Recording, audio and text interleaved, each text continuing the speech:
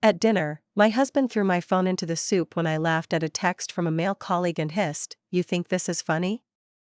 By sunrise, everyone at his job knew exactly what he said about my body in their group chat. My name is Corinne. I'm 38, live in Fort Collins, Colorado, and up until recently, I was married to a man named Julius. 7 years together.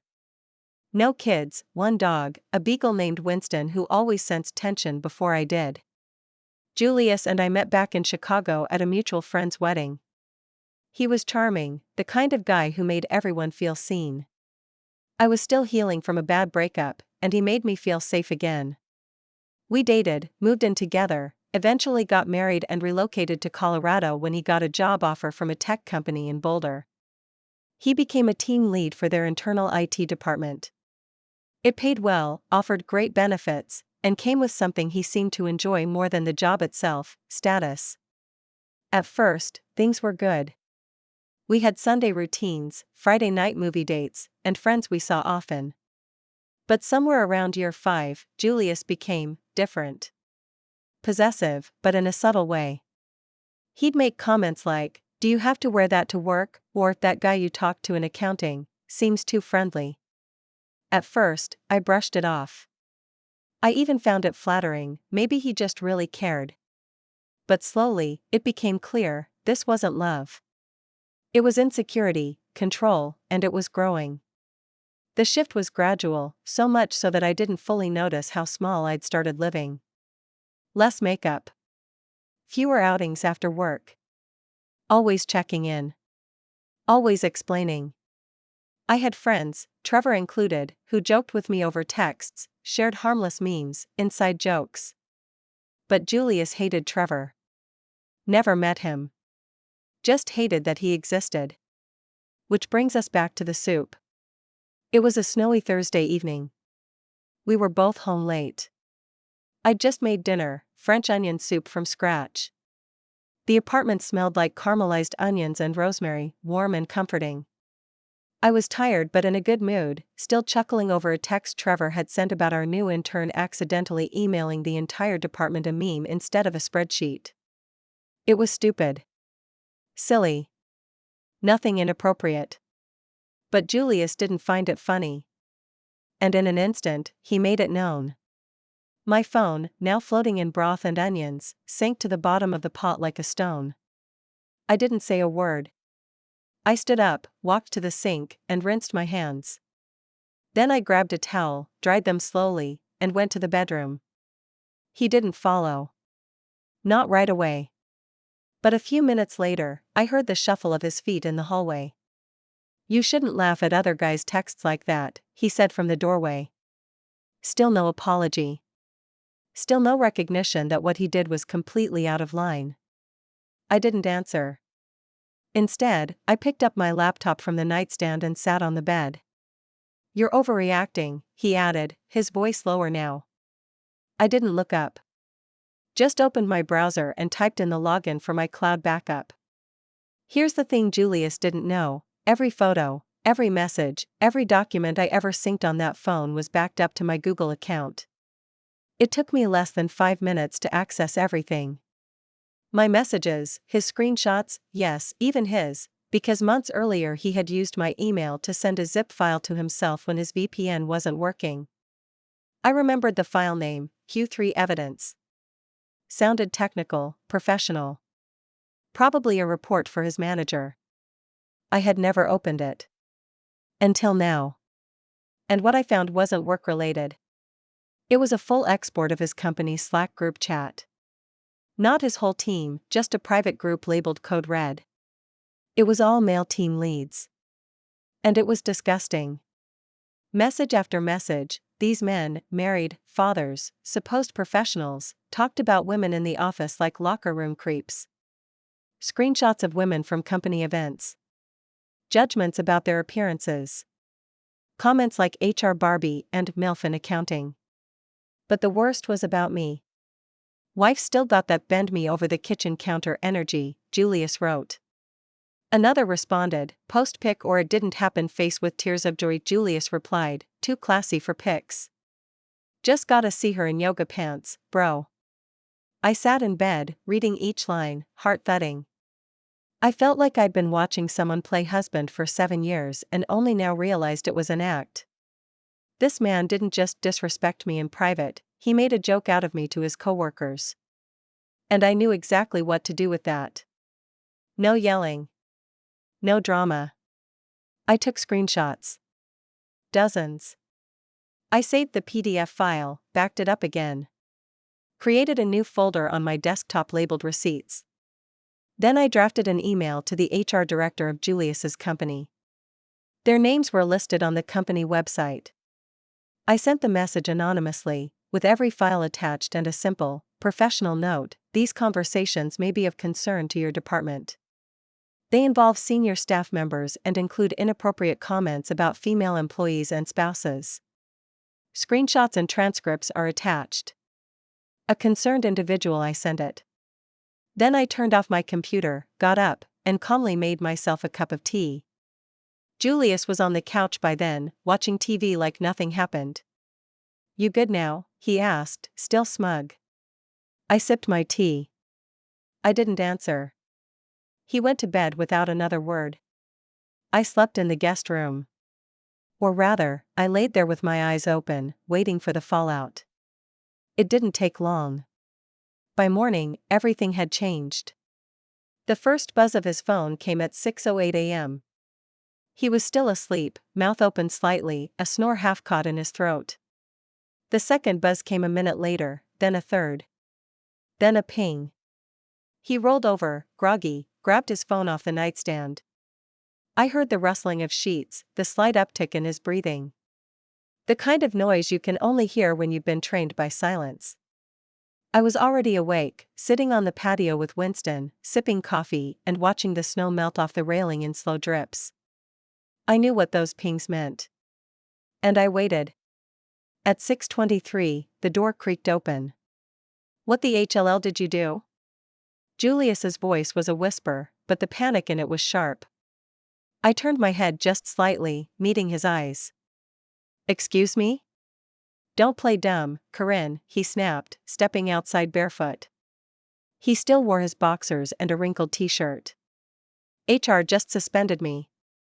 Indefinitely. Someone sent them everything. Our private messages.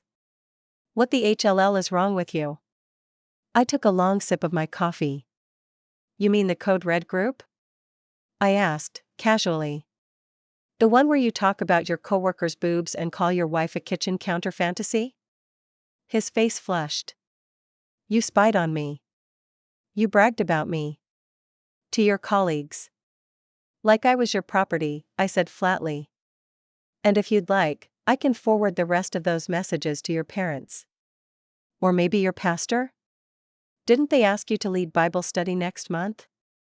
He opened his mouth. Closed it again. His hands balled into fists at his side. He stood there, seething, like he wanted to scream but had forgotten how. Instead, he turned around and stormed back inside. I heard things crashing. A drawer yanked open. Something fell. The sound of him stomping from room to room in a tantrum spiral. I didn't move. I just kept sipping my coffee and watching the frost disappear from the glass. The first day of his suspension was weirdly quiet. He didn't speak to me. Just muttered under his breath and made dramatic phone calls to Frank from legal and Todd in compliance. He kept saying things like, "There's no way they can prove it's us," and "Bro, we didn't harm anyone, it was just guy talk."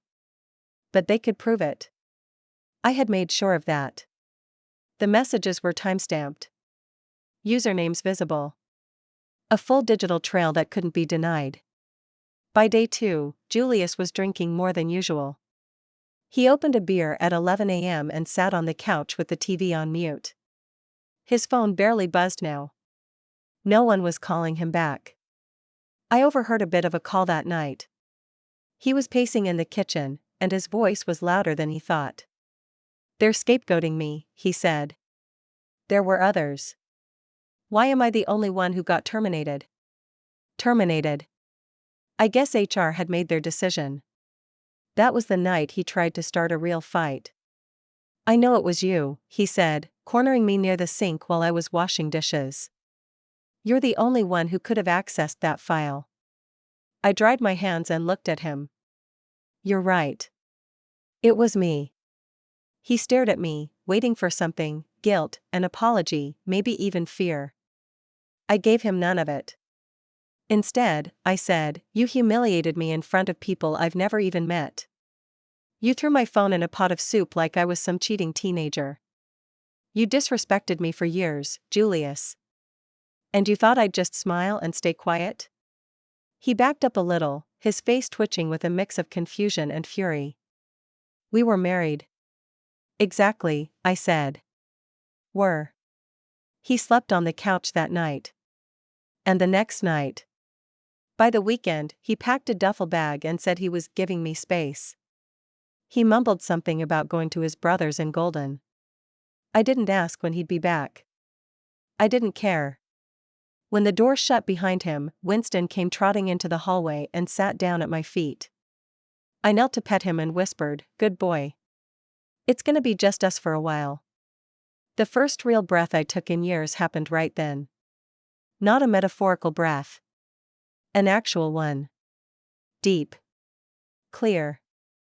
Like my lungs had just remembered what they were supposed to do. But freedom has a strange silence to it at first. I didn't tell anyone what had happened. Not yet. Not even my sister, who had always thought Julius was a little off but didn't want to interfere. I needed time to process. I needed space to let the numbness fade before I decided what came next. Julius sent a long email 3 days later. The subject line was "Please read." He talked about how the guys egged him on. That he was trying to fit in. That it was a culture thing, not a character thing. That he never meant what he said. Then came the part one expected. I know I've made mistakes, but I hope you can forgive me. Let's work on this. I'm willing to go to counseling. I love you. I read it twice. And then I archived it. Didn't respond. Didn't delete it. Just filed it away under evidence of why I'm done. The days that followed were quiet but full. I went to work. Came home. Started walking Winston again, sometimes just for the sake of being outside. I wore lipstick for the first time in months. The red one he always said looked too bold. It felt good. I talked to HR at my own job, too. Not to report anything, but to get advice. One of our senior managers used to work in employment law. She told me I'd done the right thing. He's lucky it wasn't a lawsuit, she said. He's even luckier it didn't go viral. The truth was, I hadn't wanted revenge. Not really. I just wanted to stop shrinking. I wanted to stop walking on eggshells in my own house. I wanted to stop justifying why a grown woman laughing at a text from a male coworker wasn't a crime. And if Julius lost everything because of it? That wasn't on me. That was on him. The fallout didn't stop with Julius either. Word got around. I don't know how or who talked, but over the next week, 2 other team leads from his company were also released. The internal investigation had taken on a life of its own. I guess HR finally realized what kind of culture had been festering under their noses. Julius tried reaching out again. This time through mutual friends. His old roommate messaged me on Instagram, "He's not eating. He's depressed. Please talk to him." I left the message on read. Because no one messaged me when I stopped smiling. No one checked in when I started staying late at work just to avoid going home. No one asked how I felt when my husband made me feel like a suspect for laughing. So no, I didn't owe him my sympathy. Not anymore. About 2 weeks after Julius moved out, I started noticing things in the house that I hadn't paid attention to in a long time. Noticed the silence in a good way. No sports channels running in the background. No constant pacing or the clink of his beer bottles being tossed in the recycling. There was space again, physical and emotional. It's strange how you can live in a house for years and still not see it until it's yours again. Until the person who made it heavy is gone. I rearranged the living room. Moved the bookshelf to the opposite wall. Bought new throw pillows. Tiny changes, but they made the place feel mine. I even turned the guest room into a proper office. That was something Julius always scoffed at. "Why do you need your own office when you barely work from home?" he once said. But the truth is, I didn't need permission. I just needed to be free from his condescension. Every day, my phone buzzed a little less. First the emails slowed down. Then the texts. Then it was just that one friend who kept reaching out on his behalf. After I ignored his third message, he gave up too. Julius didn't come back. Not physically, anyway. But his presence lingered in odd ways. Random socks still at the back of a drawer. An old razor in the shower. The half-used bottle of hot sauce in the fridge that he insisted was the only kind that doesn't taste like vinegar. I let those things sit for a while. Not because I couldn't throw them out, but because I wanted to take my time deciding what part of him I was ready to let go of, and when. A month in, I scheduled an appointment with a divorce attorney in Boulder. It wasn't a dramatic moment. No tears. No dramatic thunder outside the window. I just walked into her office with a file folder full of documents and said, "I think I'm done." She looked over the papers, asked a few basic questions, and nodded. "We can file a no-fault petition," she said. "There's no property dispute, and since there are no children, this can be fairly clean." "Do you anticipate him contesting it?" I shrugged. "He might try. But he's not in a great position to fight anything right now." She raised an eyebrow.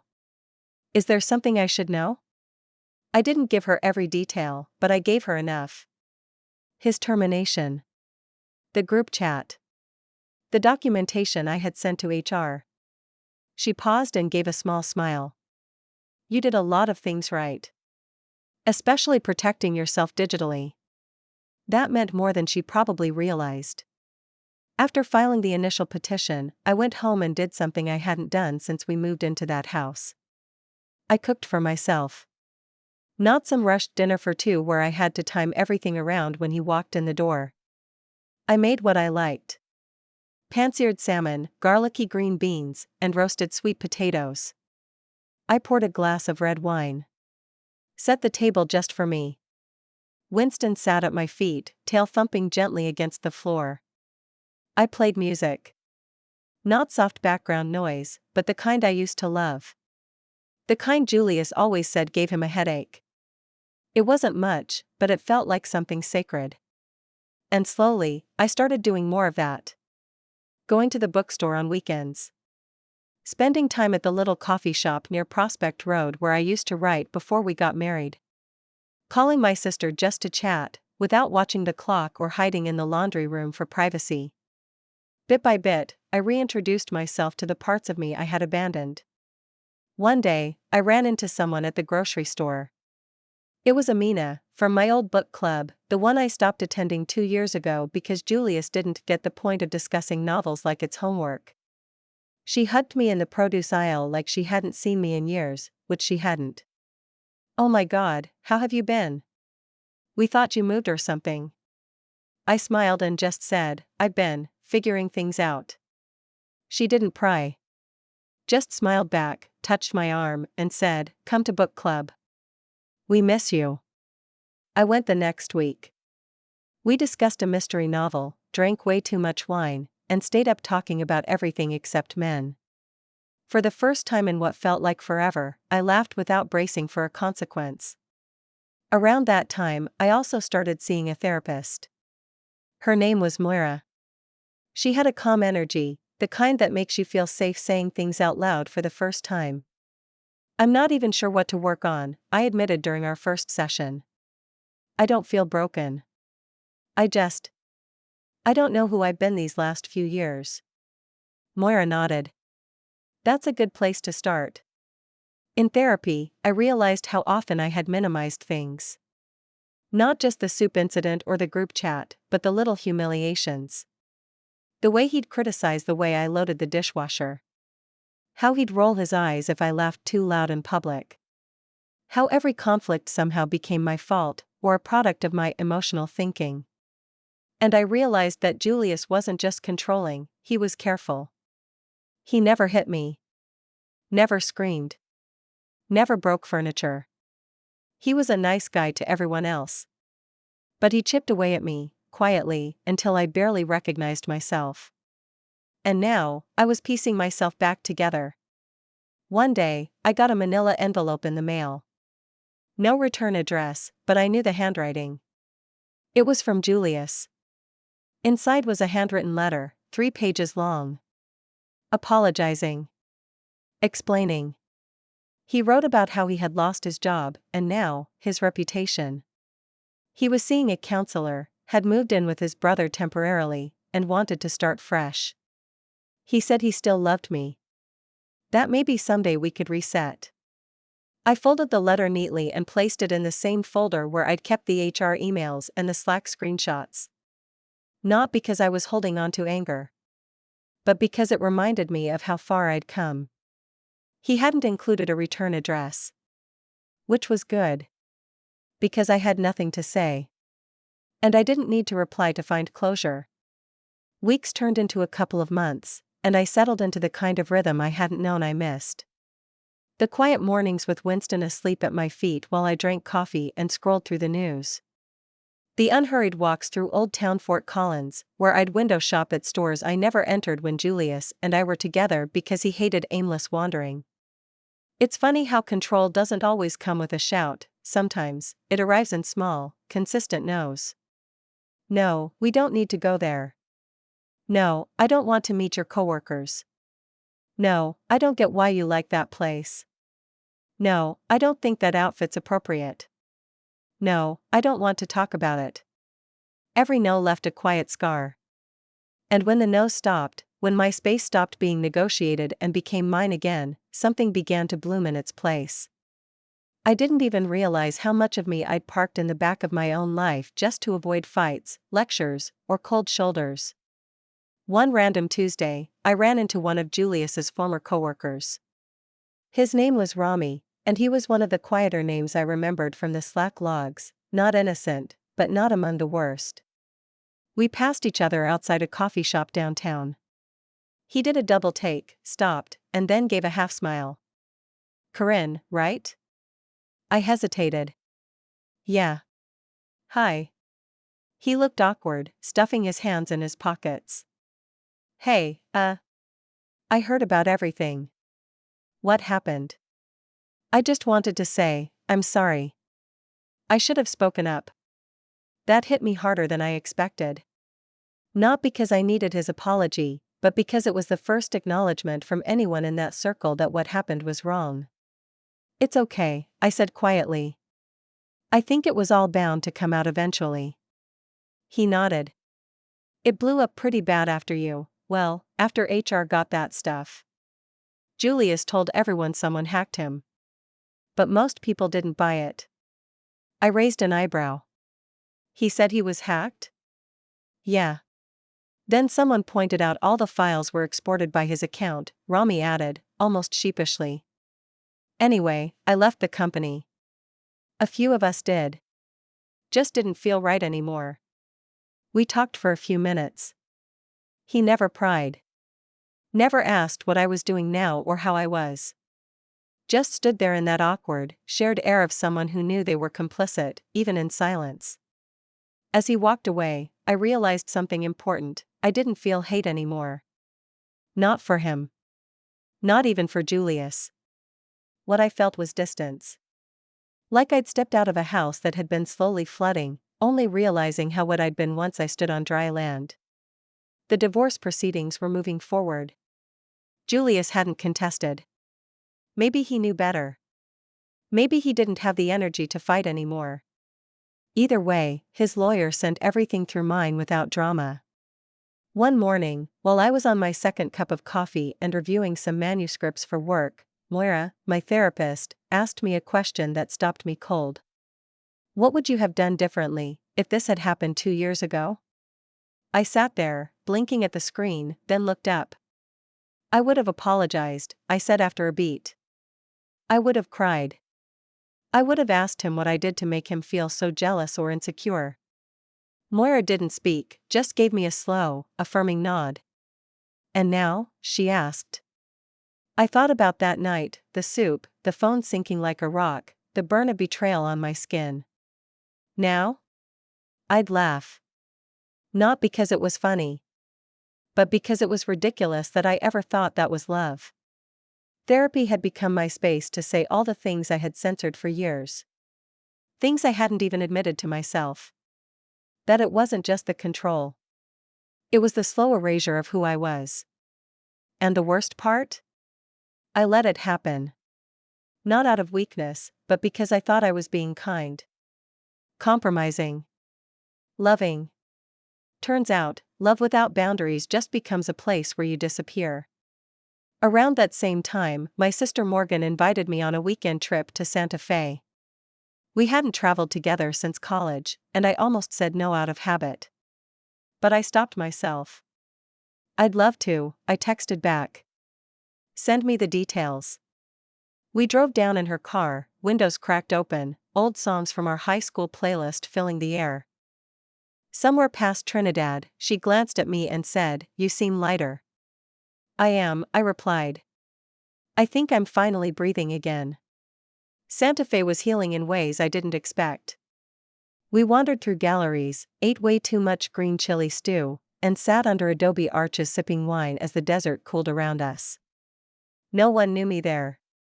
No one cared about the drama that unfolded in my quiet Colorado kitchen.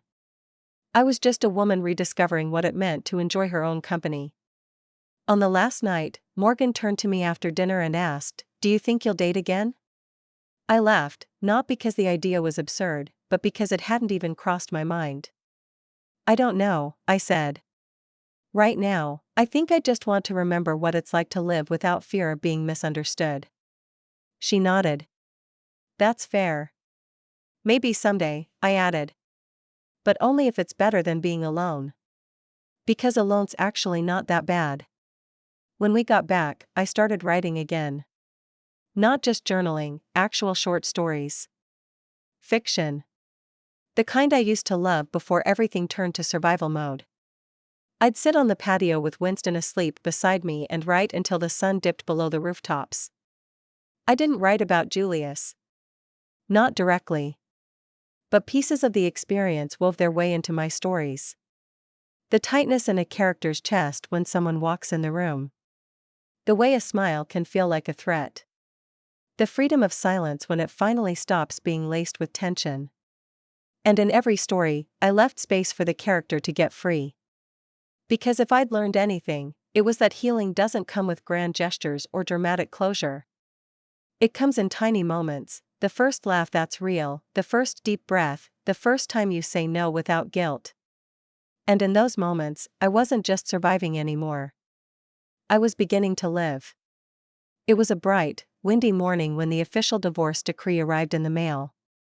The envelope was thicker than I expected, sealed with a firm-looking Colorado state emblem in the corner. I didn't open it right away. I just stared at it for a while on the counter, my fingers grazing the edge.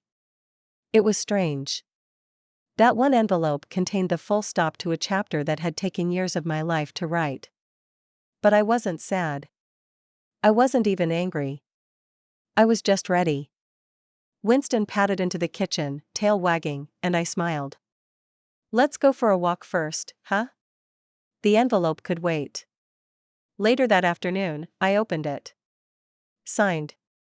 Finalized. Done. There was no dramatic soundtrack. No thunder crashing outside. Just a quiet sense of completion. I let the paper sit there on the table for a while, then folded it neatly and slid it into a file marked legal. Closure, sealed in a manila folder. That night, I poured a glass of wine and finally told Morgan everything, the soup incident, the Slack chat, the email to HR, all of it. Her eyes grew wide. "You sent the messages to his job?" I nodded. "Corinne." She leaned back on the couch, both stunned and impressed. "That is the coldest, cleanest revenge I've ever heard." "You didn't even raise your voice?" "Nope." "You didn't throw anything?" Just facts, I said with a small shrug. Typed them up real nice. She grinned. I'm weirdly proud of you. Me too. And that might have been where the story ended, if not for the email I received 2 weeks later. It came from a woman named Kylie. She introduced herself as the new HR compliance director at Julius's former company. Apparently, she'd been hired to clean up what they were now calling a systemic internal culture issue. Kylie thanked me. She said my anonymous tip had led to a much broader investigation, one that uncovered years of ignored complaints and unreported incidents from junior staff. We've now implemented a full ethics and conduct overhaul, her email read. Your courage in coming forward helped us correct a long-standing issue that had been hurting a lot of people. We're grateful. She didn't ask me to come forward publicly. Didn't pressure. Just acknowledged it. It was the first time I'd felt seen in the entire ordeal. I replied back. Thanked her. Wished her luck. That was all. But later that night, I had an idea. Not out of malice. Not to ruin anyone. Just justice. You see, Julius had always dreamed of working at this one Denver-based tech startup. He used to go on and on about how they were disrupting the cybersecurity space. He even interviewed with them once, about a year before the Slack chat disaster. They passed on him. After he got fired, he'd tried again.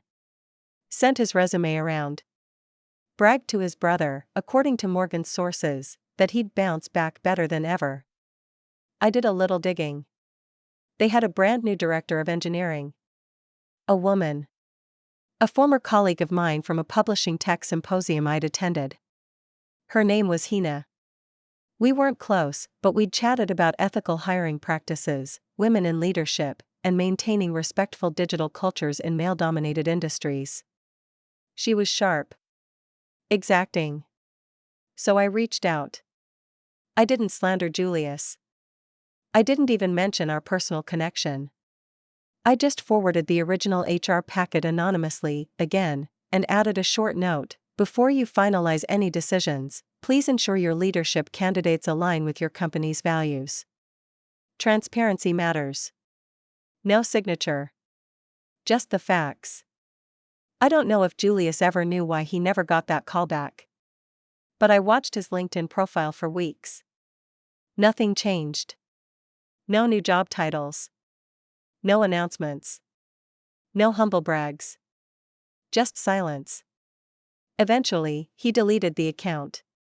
Revenge doesn't have to be fire and fury. Sometimes, it's just a door quietly closing behind you, and another one locking behind them. Months passed. One crisp autumn evening, I took Winston for a walk down near City Park. The leaves had started turning, flashes of amber and scarlet flickering in the breeze. Across the street, a little girl was riding her bike, her dad jogging beside her, coaching her gently. She laughed and screamed when she almost tipped over, and he caught her by the handlebars, steadying her. It made me pause. Not out of sadness or envy, but recognition. That's what support looks like. That's what it feels like when someone wants to lift you up instead of keep you beneath them. I smiled to myself. My life wasn't flashy now. It didn't need to be. I had peace. Autonomy. A slow, steady joy I hadn't felt in years. And Julius? He had whatever came next for him. But I had myself back.